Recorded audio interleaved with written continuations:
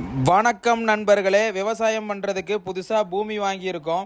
எங்களுக்கும் தரமான ஒரு பண்ணை குட்டை ஜம்போ தார்பாயில் அமைச்சு கொடுங்கன்னு கேட்டிருந்தாங்க.